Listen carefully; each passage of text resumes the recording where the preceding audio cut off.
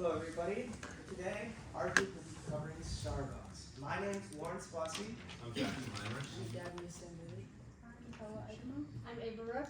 I'm Ashley Loomis. First, I'll go over a quick table of contents. We're going to start with the history and overview. Then we're going to move on to our new product campaign. We're going to talk about the marketing mix, our SWOT analysis, and then finally I will be covering the implementation.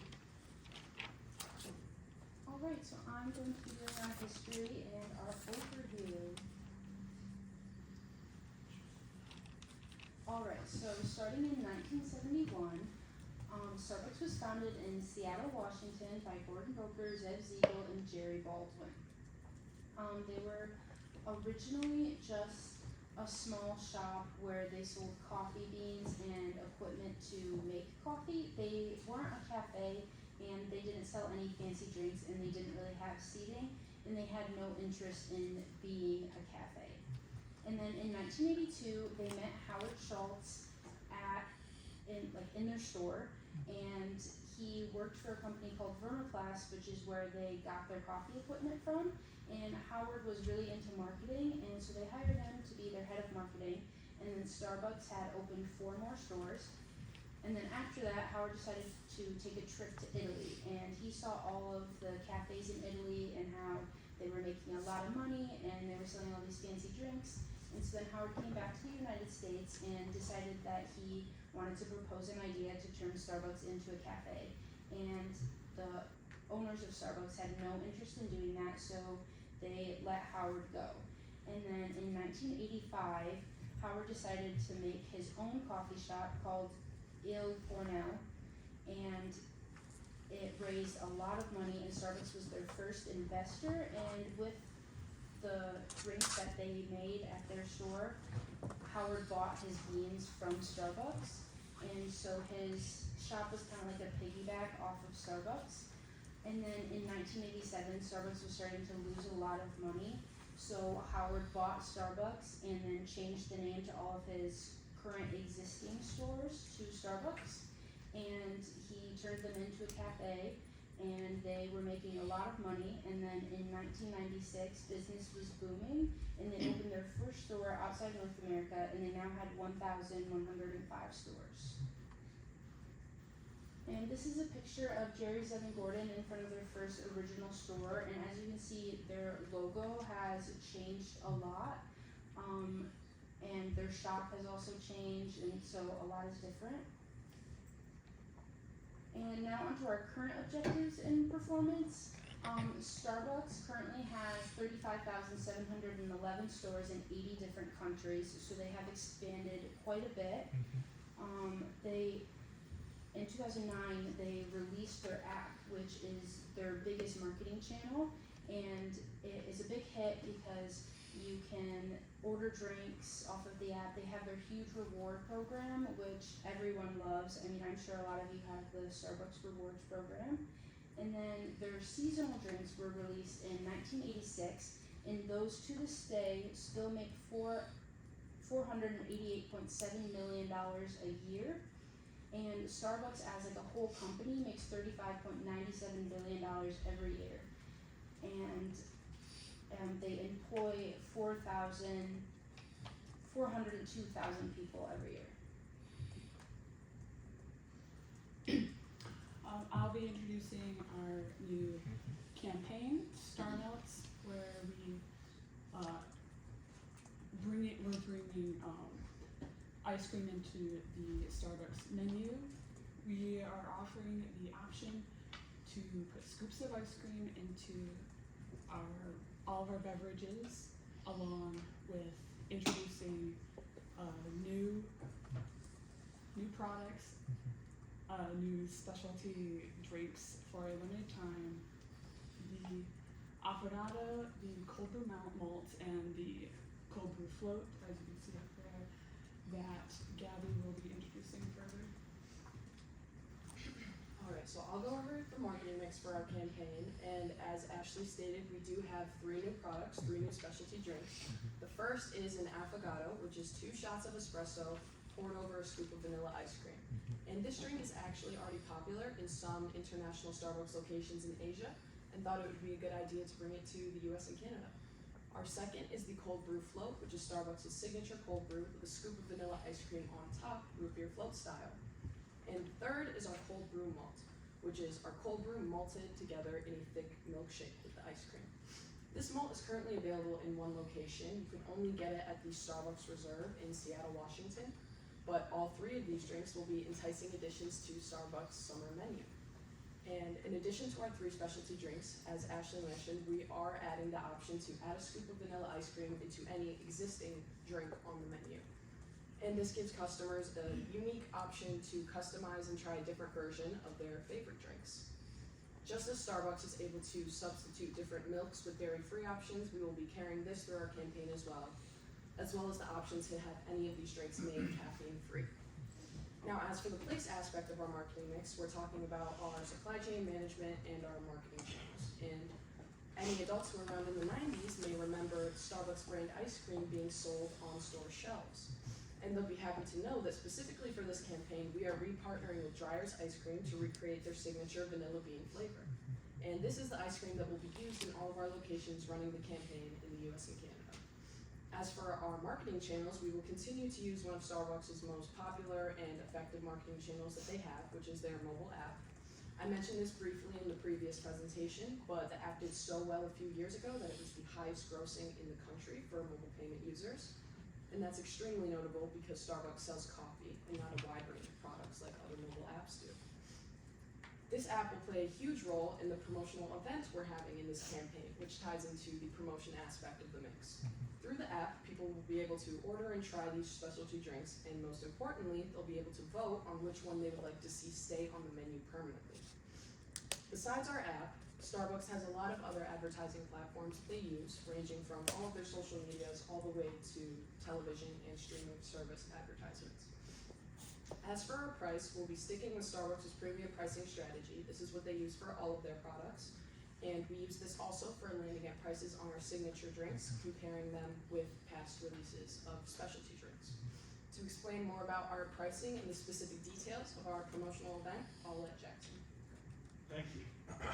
So a little bit more about our pricing and how we determine the price for our new 3 drinks, as well as the addition of a scoop to any of your Starbucks menu item drinks. We use Starbucks' premium pricing strategy, as well as comparing them to drinks, seasonal favorites that are on and off the menu at this time.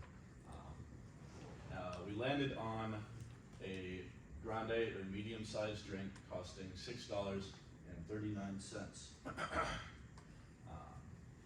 The venti or large drink will be $6.89 respectively, and the tall or small drink will be $5.89. The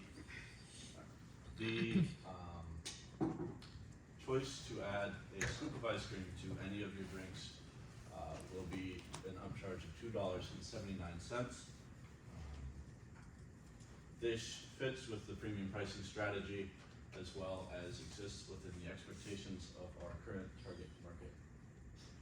Cool. And I'll be talking a little bit more about our limited time promotion event.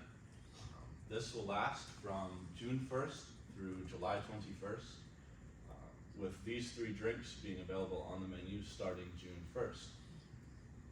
So, starting June 1st, any customer will have the ability to come into their local Starbucks, order one of these drinks, try it out, and once they've hopefully tried all 3 of these drinks, they'll be able to get on our Starbucks app and vote for their favorite, the one that they want to see stay on our official permanent menu.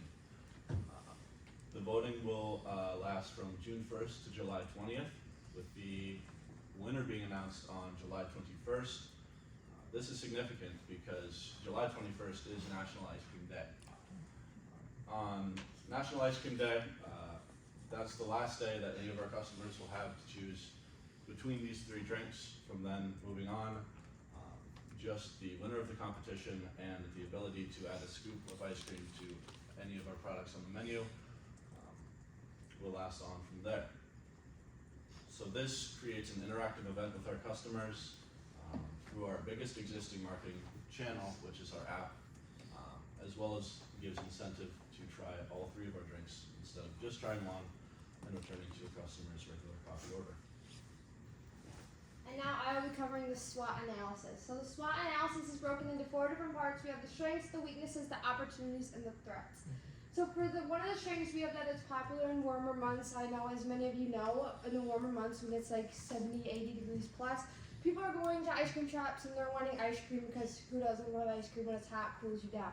So adding this scoop of ice cream into any beverage, people will come in and they're getting their favorite drink as well as ice cream. So essentially they're getting like a root beer float, but they can do coffee and one of the refreshers as well as a taste that customers love. So like I said, people come in right now and they just get their regular drinks. Like for example, me, I go in and I get a mango dragon fruit refresher, love it. Add ice cream to it, even better, especially in the summer.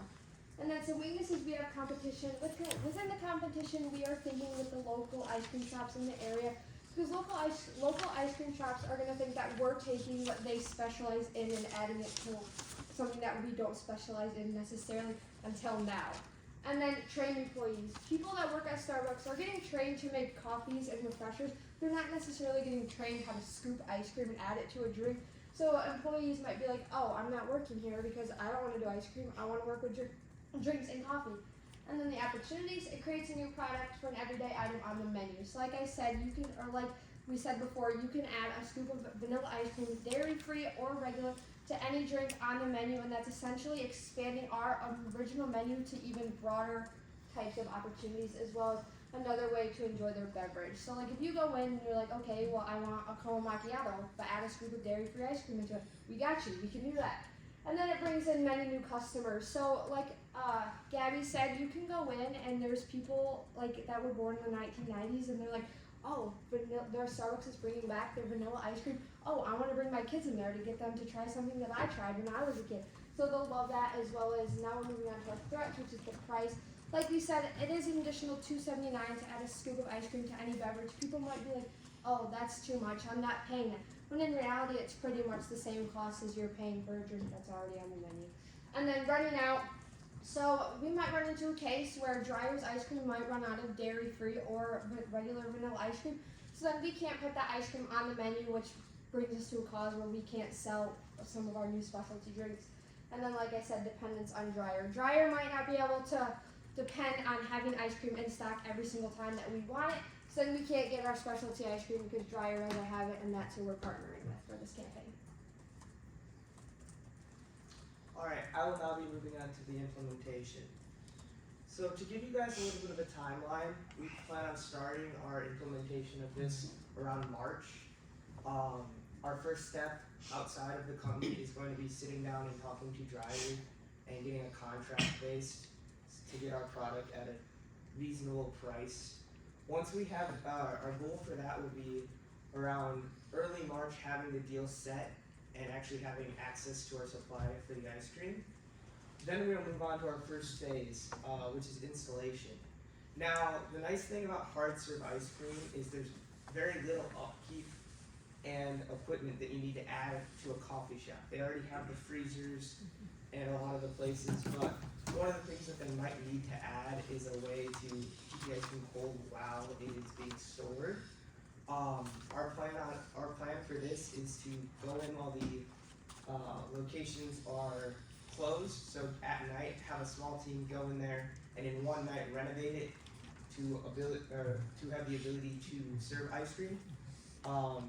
And we're hoping to do this at night to minimize the effect it has on the stores in the spring while we are implementing it. Once the installation process is done and all of the locations in the US that have the ability to serve ice cream, we're gonna move on to phase 2, which is our staff training. Now, when you work at Starbucks, when you get hired to work at Starbucks, you're getting hired to make coffee. That in itself takes a lot of work and a lot of understanding of how the drinks work. So the people who work here do have that ability to learn how to make something new.